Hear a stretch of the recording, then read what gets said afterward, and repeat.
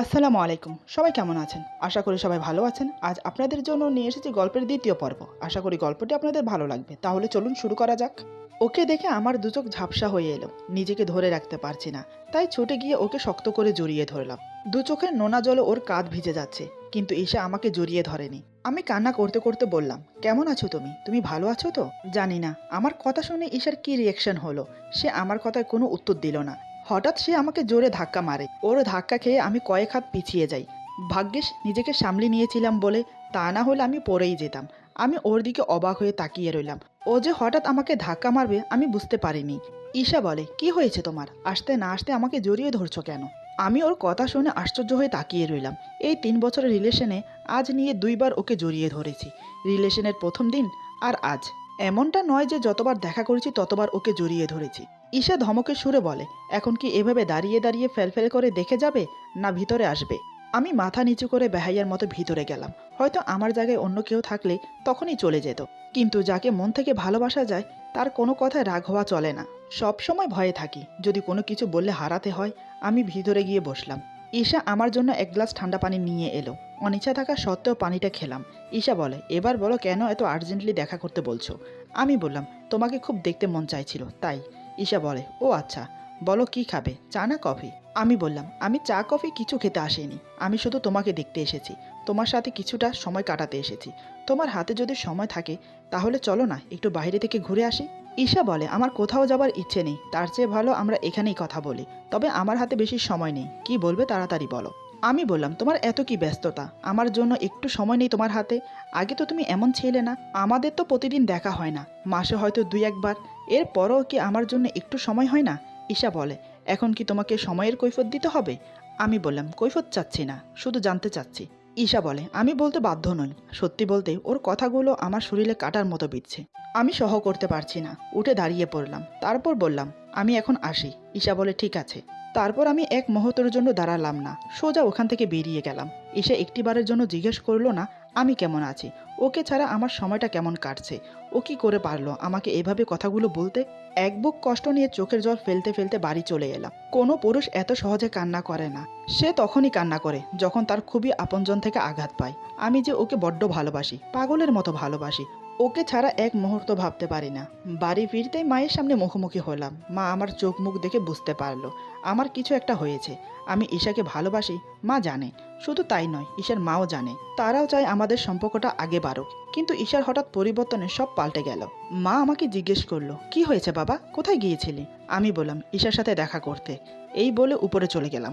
মা আর দ্বিতীয়বার প্রশ্ন করলো না। আমি আমার রুমে গিয়ে ফ্রেশ হয়ে বিছানায় শুয়ে পড়লাম। সন্ধ্যার সময় মসজিদে আজান হওয়ার শব্দ শোনা যাচ্ছে। উঠে গেলাম নামাজ পড়তে।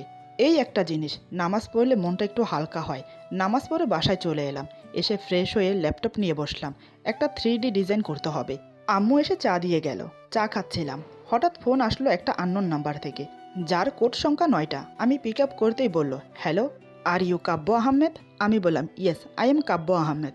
অপর প্রান্ত থেকে বলে, good, you are selecting of study in Australia, university of Melbourne. অর্থাৎ ভালো, আপনি অস্ট্রেলিয়ায় পড়াশোনার জন্য নির্বাচন হয়েছেন, মেলবোর্ন বিশ্ববিদ্যালয়। আমি বললাম, really, I am very excited, thank you for your good news. অর্থাৎ সত্যি আমি অনেক আনন্দিত, আপনার সুসংবাদটা দেওয়ার জন্য ধন্যবাদ। অপর প্রান্ত থেকে বলে, ওকে, গুড বাই। আমি বললাম, ওকে, থ্যাংক ইউ, বাই। আমি খবরটা শুনে খুশিতে আম্মুকে জড়িয়ে ধরলাম আর বললাম, আম্মু, আমি অস্ট্রেলিয়াতে পড়ার চান্স পেয়েছি। আমার কথাটা শুনে আম্মু সাথে সাথে খুশিতে কেঁদে ফেললো। তারপর আমাকে কপালে একটা চুমু দিয়ে চলে গেল বাবাকে খুশির খবরটা জানাতে। আম্মুরা হয়তো এমনই হয়, সন্তানের আনন্দ সংবাদ শুনে যেমন কাঁদে, তেমনি দুঃখের সংবাদ শুনেও কাঁদে। গুড নিউজটা শুনে আব্বুও কেঁদে দিলেন। অজান্তে আমার চোখ থেকে 2 ফোঁটা জল গড়িয়ে নিচে পড়ল। ঈশাকে তো গুড নিউজটা জানানো দরকার। এমন সময় এসে আম্মু ডিনারের জন্য ডাকলেন। তাই ভাবলাম খাওয়া দাওয়া শেষে জানাবো।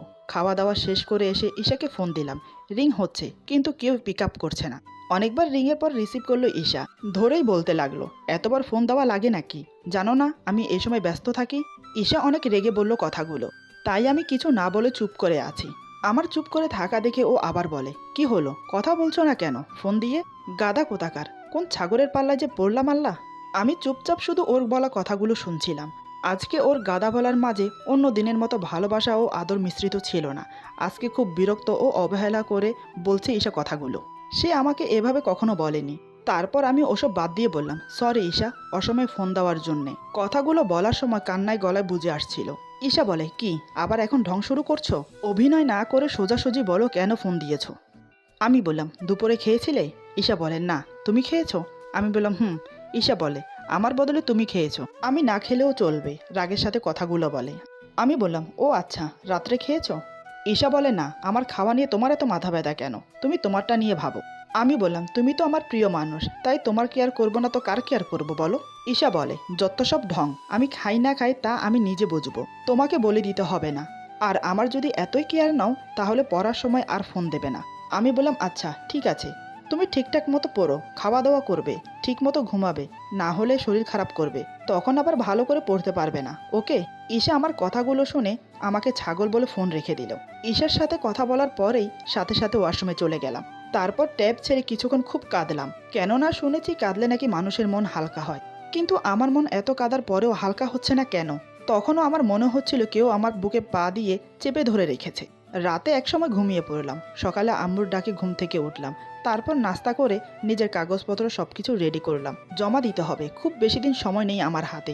কিন্তু এই সুখবরটা ঈশাকে এখনো জানাতে পারলাম না। ওর কথা মনে পড়তে আবারও আমার চোখ ঝাপসা হয়ে এলো। তারপরও এত কিছুর পরেও আমি ঈশাকে ফোন দিয়ে ওর খোঁজ খবর নিতাম, ওর খাওয়া দাওয়া পড়াশোনার খবর নিতাম। কিন্তু ও ও ওর মতোই নির্লিপ্ত থাকতো, আর আমার সাথে তেমন একটা ভালোভাবে কথা বলতো না। রাত হলে খুব ইচ্ছে করে কথা বলতে, মাঝে মাঝে ফোন দিয়েও দিতাম। আর ও খুব বকা দিত আমাকে, মনে হয় আমি ওর কাছে কোনো গুরুত্বই বহন করি না। আমার খুব কষ্ট হতো তখন, বুক ফেটে কান্না আসতো, ছাদে বসে খুব কান্না করতাম। ভালোবাসা শুরু আবেগের হলেও পরিণতি যে অবহেলা হয় আজ তা বুঝতে পারলাম ওর কাছ থেকে। ছাদে বসে আমি অনেক জোরে জোরে কান্না করলাম আর উপরওয়ালাকে বলতে লাগলাম, হে আল্লাহ, কি অপরাধটা ছিল আমার, যার জন্য আমাকে তুমি এমন করে কষ্ট দিচ্ছ? কষ্ট যদি দাও তবে সইবার ক্ষমতা দাও না কেন? আমি আর কষ্টগুলো বহন করতে পারছি না। আমার এই কান্নার শব্দগুলো অনেক দূরে মিলিয়ে যাচ্ছে, কিন্তু কেউ জানে না এই কান্নার কারণটা কি। নিজেকে এখন খুব ভারী বোঝা মনে হলো নিজের কাছে। তারপর খুব কষ্ট করে রুমে চলে এলাম, এসে না খেয়ে শুয়ে পড়েছি। ফ্রেশ ট্রেশ কিচ্ছু হয়নি। আম্মু ডেকেছিল, বললাম ক্ষুধা নেই। এরই মধ্যে এগিয়ে এসেছে 14ই ফেব্রুয়ারি। এই দিনটা তাকে নিয়ে কাটাতে চাই, যেভাবেই হোক। এজন্য ফোন দিলাম ঈশাকে, কিন্তু সে না ধরে ওর আম্মু ধরে বলল, হ্যালো, ঈশার আম্মু বলছি। আমি বললাম, আন্টি আসসালামু আলাইকুম। আন্টি বলে, ওয়ালাইকুম সালাম, কেমন আছো বাবা কাব্য? তোমার আব্বু আম্মু কেমন আছে? আমি বললাম, জি আন্টি, আলহামদুলিল্লাহ, আমি ভালো আছি, আর আব্বু আম্মুও ভালো আছে, আপনারা কেমন আছেন? আন্টি বলে, হ্যাঁ বাবা, আমরাও সবাই ভালো আছি। আর আমি শুনলাম তুমি নাকি অস্ট্রেলিয়ায় চান্স পেয়েছো বিএসসি করার জন্য। আমি বললাম, আলহামদুলিল্লাহ, জি আন্টি, দোয়া করবেন। আন্টি বলে, তা তো অবশ্যই, ওখানে গিয়ে আমাদের ভুলে যেও না আবার। আমি বললাম, কি যে বলেন আন্টি, আমি কি আপনাদের ভুলতে পারি? আন্টি, ঈশা কই? আন্টি বলে, ঈশা তো ওর রুমেই আছে, ওয়েট করো, দিচ্ছি। কিছুক্ষণ পর ঈশা বলে, হ্যালো। আমি বললাম, কেমন আছো ঈশা? ঈশা বলে, আছি ভালোই, খারাপ থাকার তো কোনো কারণ নেই। তাচ্ছিল্যের সুরে বলল কথাগুলো। আমি একটা দিক নিঃশ্বাস ফেলে বললাম, ও ভালো, আমি কেমন আছি জানতে চাইবে না? ঈশা বলে, না, কারণ তুমি ভালো আছো সেটা আমি খুব ভালো করেই জানি। আমি ওর কথাগুলো শুনে মনে মনে অনেক বেশি কষ্ট পেলাম। আমি বললাম, না, আমি একটুও ভালো নেই তোমায় ছাড়া, কেঁদেই দিলাম এবার। ঈশা বলে, বুঝলাম। আমি বললাম, ঈশা প্লিজ আমায় এভাবে আর কষ্ট দিও না, আমি খুব মিস করি তোমায়, তোমার জন্য কাঁদি খুব, প্লিজ তুমি এমন পাষাণ হইও না। ঈশা বলে, কাব্য, আবারও তোমার সেই নেকা কান্না শুরু করে দিলে, যত সব দিলে তো মোডটাই নষ্ট করে। আমি বললাম, আচ্ছা ঈশা, আমার কথা কি তোমার একবারও মনে পড়ে না? ঈশা বলে, না, মনে পড়ে না, তবে পড়লেও খুব কম। আমি বললাম, আচ্ছা, তুমি তো এমন ছিলে না, কত ভালোবাসতে আমায়, কেয়ার করতে, আজ এমন হলে কেন? কেন ঈশা, কেন? এই বলে জোরে কেঁদে দিলাম। ঈশা বলে, সময়ের পরিপ্রেক্ষিতে কাব্য, সময়ের পরিপ্রেক্ষিতে, আর তুমি একটা বোরিং ছেলে, তোমার সাথে কথা বলতে ভালো লাগে না আমার। আমি বললাম, এমন করে বলো না প্লিজ, আমার খুব কষ্ট হয়। ঈশা বলে, এই তোর মতো ছেলেকে কিভাবে বলবো রে, আহ্লাদ করে, সেই সময় আমার নেই, আর তুই আমাকে ফোন দিবি না, ডিসকাস্টিং। এই বলে ফোনটা খুব জোরে রেখে দিল ঈশা। এদিকে ওর কথাগুলো শুনে আমি পাথর হয়ে গেলাম। আমি মানতেই পারছি না যে ঈশা আমাকে এভাবে হার্ট করতে পারে। হে খোদা, সবাই কেন এত কষ্ট দেয়? ঈশা কি আমাকে একটুও বোঝে না? জবাব দাও খোদা, জবাব দাও। এসব বলে কাঁদতে কাঁদতে ঘুমিয়ে গেলাম। সকালে উঠে ব্রাশ করতে করতে আয়নায় দেখি নিজেকে নিজেকে নিজেই চিনতে পারছি না। সব কিছু থেকে যেন প্রাণ হারিয়ে গেছে, কোনো চঞ্চলতা নেই, সব কিছু প্রাণহীন লাগছে, খাবারটাও স্বাদহীন। আর এমনিতেও মন ভালো থাকলে সব কিছু ভালো লাগে। এভাবে আরও কিছুদিন অতিবাহিত হয়ে গেল। এই কয়দিনে আম্মু আমার অবস্থাটা বুঝতে পেরেছে। এই নিয়ে ঈশার আম্মুর সাথেও মনে হয় কথা হয়েছে। আমার সাথে নাস্তার টেবিলে কথা বলার সময় বুঝতে পারলাম, কিন্তু কি কথা হয়েছে সেটা আমাকে বলেনি। আমি বিকেলে বারান্দায় দাঁড়িয়েছিলাম, হঠাৎ ঈশা ফোন দিল। ওর ফোন এসেছে দেখে আমি তো খুশিতে আত্মহারা। রিসিভ করে বললাম, হ্যালো। ঈশা বলে, হ্যালো কাব্য, কোথায় তুমি? আমার তো খুশিতে কথাই বের হচ্ছে না মুখ দিয়ে। তারপরও আমি বললাম, আমি বাসায়। কেমন আছো তুমি? ঈশা বলে, এই তো ভালো। আজকে সন্ধ্যায় তুমি CV 5 স্টারে দেখা করতে পারবে? আমি বললাম, ঠিক আছে। আমি ওর সাথে কথা বলতে পেরে খুশি মনে ওয়াশরুমে ঢুকে শেভ করে নিজেকে ফ্রেশ করে নিলাম। তারপর রেডি হলাম আস্তে আস্তে। সন্ধ্যাবেলা আমি ওর জন্য বসে আছি। অনেকক্ষণ ওয়েট করার পর ঈশা আসলো। এসেই বসলো মুখোমুখি চেয়ারে। তারপর সে হ্যান্ডব্যাগ থেকে টিস্যু বের করে মুখটা পুছলো। আর আমি এদিকে ওর দিকে তাকিয়ে আছি। ঈশা ওর মুখ মুছে আমার দিকে খেয়াল করলো। আমি বললাম, কেমন আছো? ঈশা বলে, ভালোই। কি বলবে তাড়াতাড়ি বলো, আমার সময় নেই। আমি বললাম, দুপুরে খেয়েছিলে? ঈশা বলে, তুমি এগুলো বলতে আমায় ডেকেছো? আমি শুধুই মাথা নাড়লাম। ও আবার বলল, আচ্ছা আমি যে কারণে ডেকেছি তোমায়। আমি বললাম, বলো কী কারণে? ঈশা বলে, আগামী কয়েকদিনের মধ্যে আমার পরীক্ষা শুরু হবে। তাই আমি চাই না তুমি আমার মা বা আমাকে ফোন দিয়ে ডিস্টার্ব করো। আমি ঈশার কথা শুধু মাথা নাড়লাম। এমনিতেও ঈশার কথাগুলো শুনে আমার চোখে অশ্রু ভিড় করছে। আমি মাথা নিচু করে আছি, কারণ ওকে বুঝতে দেব না তাই। ঈশা আমার মাথা নাড়ানো দেখে আবার বলে, কাব্য, তোমার কি কিছু বলার নেই? আমি বললাম, আছে। খুব ছোট করে ভাঙা গলায় বললাম। ঈশা বলে, তাহলে বলো কি বলবে? আমি বললাম, ভালোভাবে পরীক্ষা দিও, ঠিক মতো খেও, সময় মতো ঘুমিও, আর নিজের যত্ন নিও। আমার কথাগুলো শুনে ঈশা খুব রেগে গিয়ে আমাকে বলে, এই, তোর কি এসব ছাড়া আর কোনো কথা নেই? আমি আমার মতো থাকবো, তাতে তোর কি? আর তুই আমার খোঁজ করবি না। তোর কেয়ারগুলো আজ আমার বিরক্ত লাগছে। আমাকে মুক্তি দে এইসব থেকে। এই বলে ঈশা হন হন করে চলে গেল। এদিকে আমি কান্না ভেজা চোখে ওর গমন পথের দিকে তাকিয়ে রইলাম। ও আমার চোখের আড়াল হয়ে যাবার সাথে সাথেই আমি ডুকরে কেঁদে উঠলাম। হয়তো অনেকেই হাসছে আমাকে দেখে, কিন্তু তারা তো আমার কষ্ট বুঝবে না। তারা তো আর এটা জানে না যে আমি এখানে কেন কাঁদছি। এদিকে আমার অস্ট্রেলিয়া যাওয়ার সময় চলে এসেছে। সামনের সপ্তাহে চলে যাব। নিজেকে একটু গোছাতে ব্যস্ত ছিলাম, তাই আর ঈশার খোঁজ নেওয়া হয়নি। তবে ওর অনেকগুলো পরীক্ষাই শেষ হয়েছে, কিন্তু পরীক্ষাগুলো কেন জানি ভালো হয়নি। যাওয়ার আগে যদি একটু দেখা করা যেত তাহলে ভালোই হতো। কিন্তু ওর পরীক্ষা, তাই ডিস্টার্ব করিনি। আর তাছাড়া ও আমার সাথে দেখা করতে না করেছিল, তাই আর আমিও ওর সাথে দেখা করিনি। আজ আমার অস্ট্রেলিয়া যাওয়ার দিন। এয়ারপোর্টে আম্মু আব্বু এবং ঈশার আম্মু আব্বুও এসেছে আমাকে বিদায় জানাতে, কিন্তু ঈশা আসেনি। আমি আন্টিকে উদ্দেশ্য করে বললাম, ঈশাকে এই জিনিসটা দেবেন। আন্টির হাতে একটা চিঠি দিলাম ঈশার কাছ থেকে শেষ বিদায় নিতে। তারপর আব্বু আম্মুকে নিচু হয়ে সালাম করে বিদায় নিলাম। পিছন ফিরা আকাশের দিকে তাকিয়ে হাঁটতে লাগলাম। আজ আকাশটা খুব মেঘলা, হয়তো আমার মনের মতো ওর মনটাও খারাপ।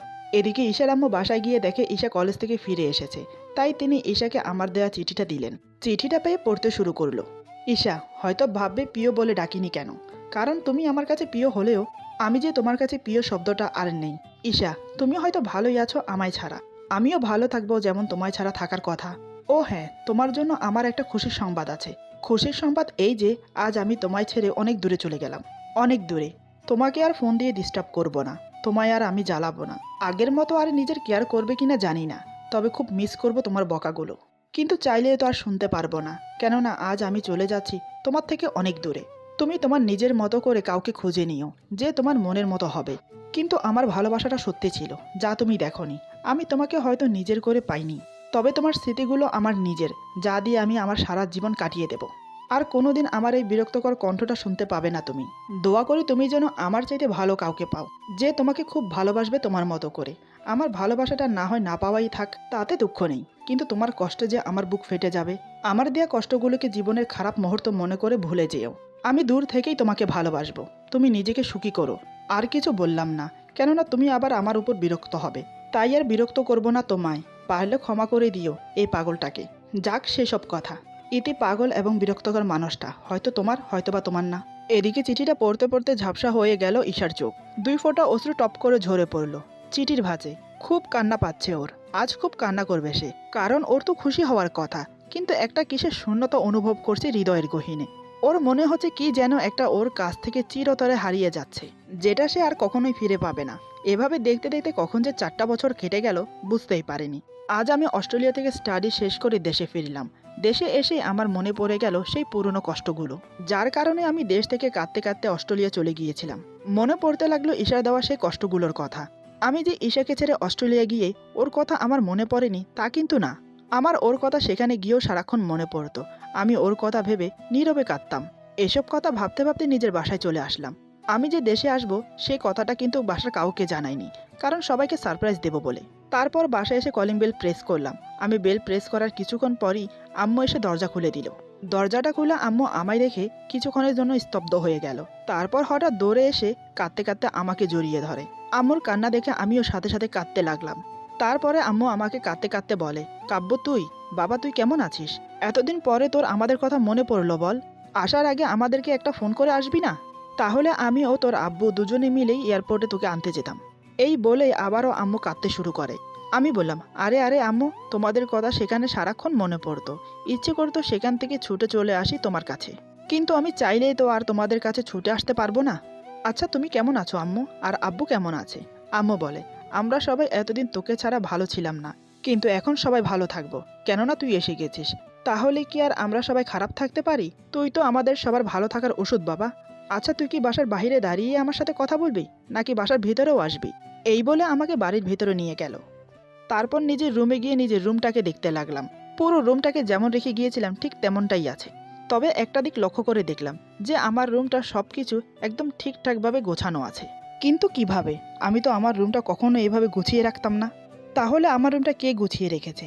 পরে আবার ভাবলাম হয়তো আম্মুই আমার রুমটা গুছিয়ে রেখেছিলেন আমি যাবার পরে। তাই আমি আর বেশি কিছু না ভেবে ওয়াশরুমে গিয়ে ফ্রেশ হয়ে বিছানায় নিজের শরীরটাকে এলিয়ে দিলাম।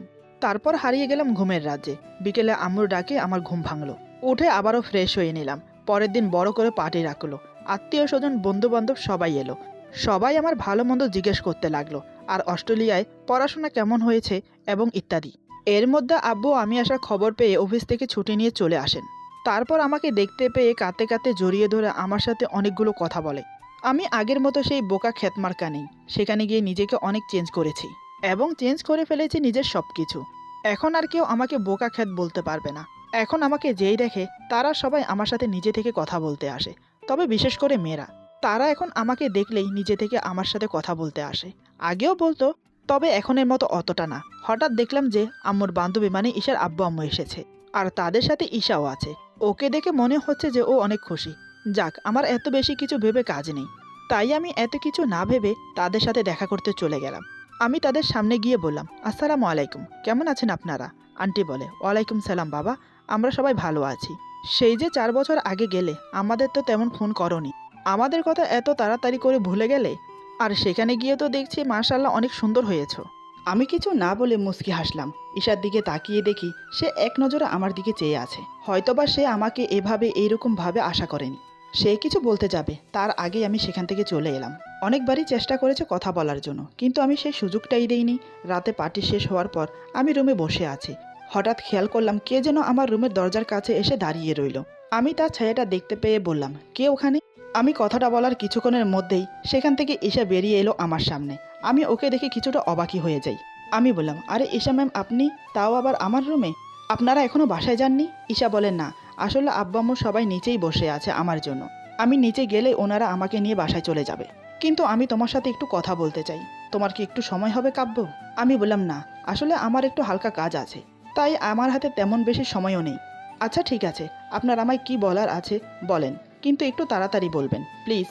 আমার কথা শুনে এসে আমার দিকে কেমন যেন একটা করুণ দৃষ্টিতে তাকিয়ে রইল। হঠাৎ সে ছুটে এসে আমাকে জাপটে ধরে। দু হাতে আমাকে শক্ত করে জড়িয়ে ধরে কপালে গালে ঠোঁটে পাগলের মতো কিস করতে থাকে। আমি তো আহাম্মকের মতো শুধু তাকিয়ে রইলাম। সে আমার গাল চেপে ধরে নাকের সাথে নাক লাগিয়ে কপালের সাথে কপাল ঠেকিয়ে বলে, I am sorry, but I love you. এই বলে আমার ঠোঁটে ঠোঁট ডুবিয়ে দিল। সে পরম তৃপ্তিতে আমার ঠোঁটে কিস করে যাচ্ছে। আমি ভাবতে পারছি না হঠাৎ আমার সাথে এমন কেন হচ্ছে, কারণ এই আশা আমি অনেক আগেই ছেড়ে দিয়েছি। এত অবহেলা, এত লাঞ্ছনার পর আবারও তার কাছে ফিরে যাব, ইম্পসিবল। হঠাৎ আমি ঈশার সাথে যা করলাম তা হয়তো কিছুতেই মেনে নিতে পারেনি। সে যেন আশাই করেনি আমার কাছ থেকে এমন কিছু। এরপর যা হলো। আজকের গল্প এখানেই সমাপ্ত। গল্পের বাকি অংশ পেয়ে যাবেন আগামী পর্বে। আশা করি গল্পটি আপনাদের ভালো লাগবে। যদি ভালো লাগে তাহলে লাইক, কমেন্ট এবং সাবস্ক্রাইব করে আমাদের পাশে থাকুন। পাশে থাকা বেল আইকন প্রেস করে দিবেন, তাহলে আমাদের নিত্য নতুন ভিডিও আপনাদের কাছে পৌঁছে যাবে। সবাই ভালো থাকবেন, সুস্থ থাকবেন। আল্লাহ হাফিজ।